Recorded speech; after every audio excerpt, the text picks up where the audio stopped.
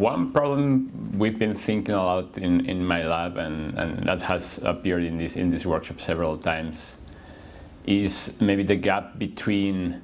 educational research and the actual practice in everyday life. Like,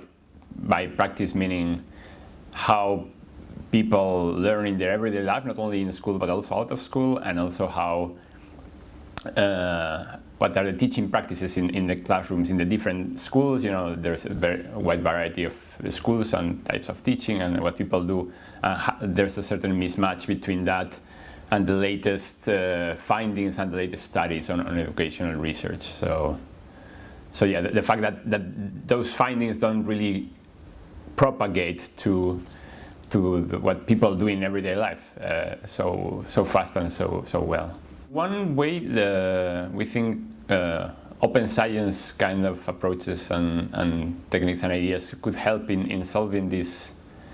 problem would be to, for example, build an ecosystem of tools and practices that go with them that can help us not only, for example, gather data in everyday life of schools and in the everyday life and learning of the learners, so we have more data and more accurate data of what actually happens and what people actually do, and we're going to start understanding why they learn or they don't learn. But also involving the learners and the teachers and these other stakeholders that normally don't have a say so much in the educational research,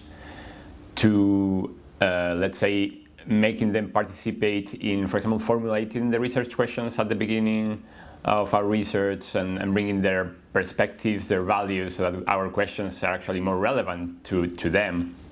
But then also then they also help us gather this data and maybe make sense of the data, and then also